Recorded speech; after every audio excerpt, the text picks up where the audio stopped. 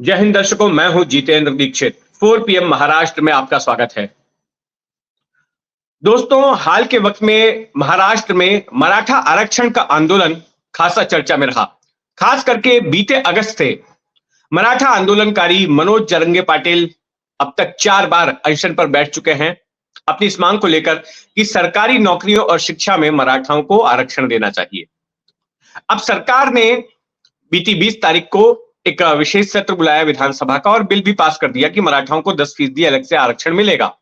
लेकिन मनोज जरंगे पाटिल इससे भी संतुष्ट नहीं थे। उनका कहना है कि ये जो आपने आरक्षण दिया है वो आरक्षण अदालत में टिकने वाला नहीं, क्योंकि अदालत ने तो 50% की मियाद तय कर रखी है, सीमा तय कर रखी है कि उसके ऊपर आरक्षण नहीं दिया जा सकता।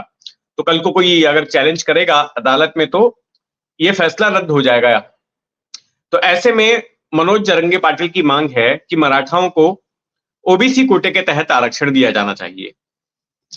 अब सरकार शुरुआत में तो काफी नरम तरीके से उनसे डील करते हुए नजर आई, बैकफुट पर नजर आई, लेकिन सरकार ने भी हाल ही में सख्त रुख अपनाना उनके खिलाफ शुरू कर दिया और परसों के दिन उनके खिलाफ 2 एफआईआर भी दर्ज हुई।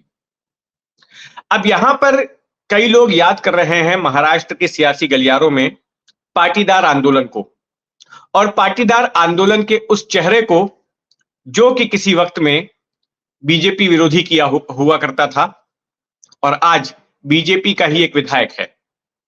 और लोग ये सवाल उठा रहे हैं कि क्या मराठा आंदोलन का हर्ष भी वही होगा जो कि पाटीदार आंदोलन का हुआ था और मनोज जरंगे पाटिल भी वैसे ही हो जाएंगे जैसे कि उस पाटीदार आंदोलन के चेहरे हार्दिक पटेल हो गए हैं।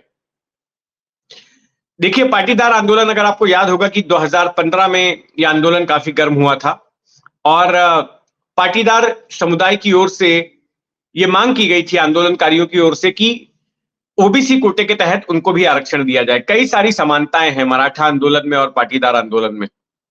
यहां पर भी ओबीसी कोटे के तहत आरक्षण मांगा जा रहा है और वहां पर भी आरक्षण मांगा जा रहा था।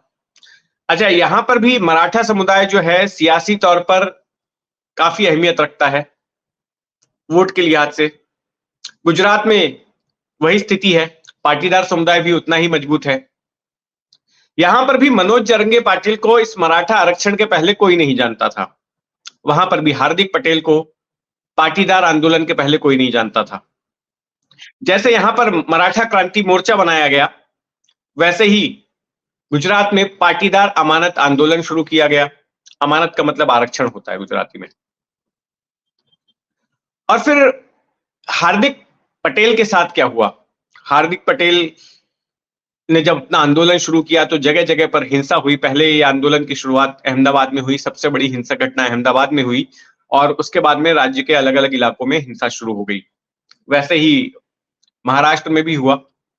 मनोज जरंगे पाटिल ने जालना में अपना अनशन शुरू किया और सबसे पहले वहां पर सितंबर में हिंसा हुई और उसके बाद में महाराष्ट्र के अलग अलग इलाकों में हिंसा हुई और ये हिंसा का दौर काफी लंबे वक्त तक चला, बार बार रिपीट होते रही। वहां पर भी ऐसा ही हो रहा था। अब गुजरात में क्या किया गया? गुजरात में सरकार ने जो रणनीति बनाई उसके तहत हार्दिक पटेल के खिलाफ तमाम आपराधिक मामले दर्ज कर दिए, जिनमें कि एक मामला जो है राजद्रोह का भी था। हार्दिक पटेल को गिरफ्तार कर लिया गया, उनके खिलाफ मुकदमे चलने लगे। उसके बाद आगे क्या हुआ? उसके बाद आगे चल के हार्दिक पटेल ने कांग्रेस ज्वाइन कर ली। कांग्रेस पार्टी में कुछ वक्त तक वो रहे, लेकिन उसके बाद उन्होंने कांग्रेस पार्टी के नेतृत्व की ही निंदा करनी शुरू कर दी और सार्वजनिक मंच पर कांग्रेस के नेताओं के खिलाफ बयान देने लगे। इसके बाद उन्होंने कांग्रेस छोड़ दी और फिर ज्वाइन कर ली बीजेपी। बीजेपी ने उनको प्रस्ताव दिया साथ आने का और उनको टिकट दे दिया गया विधानसभा चुनाव लड़ने का और अब वो बीजेपी के विधायक है। कईयों को ये बात बड़ी ही आश्चर्यजनक लगी कि जो हार्दिक पटेल राज्य की बीजेपी सरकार के खिलाफ इतना मुखर होकर बोलते थे और जिस आक्रामकता से उन्होंने बीजेपी के साथ टकराया था, सरकार के साथ टकराया था, और जो केंद्रीय गृह मंत्री अमित शाह को जनरल डायर कहकर पुकारते थे, वही हार्दिक पटेल बीजेपी में कैसे आ गए? लेकिन बीजेपी ने जादू कर दिया और अब हार्दिक पटेल कहीं खबरों में नहीं है, शांत हैं। वो शांत हैं, उनका आंदोलन शांत है, अब कोई चर्चा नहीं होती।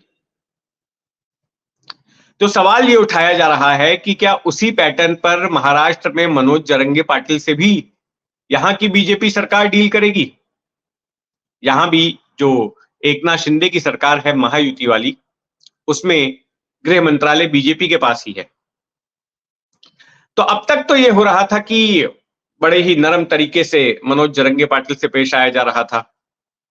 सरकार के मंत्री उनसे बात करने जाते थे, खुद मुख्यमंत्री उनके मंच पर गए। लेकिन मनोज जरंगे पाटिल कभी संतुष्ट नहीं हुए, उनकी मांग बदलती रही।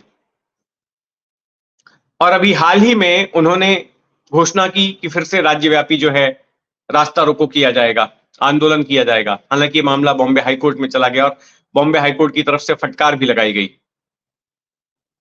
अब वो 2 मार्च को फिर से एक बार रास्ता रोको आंदोलन करने जा रहे थे बड़े पैमाने पर।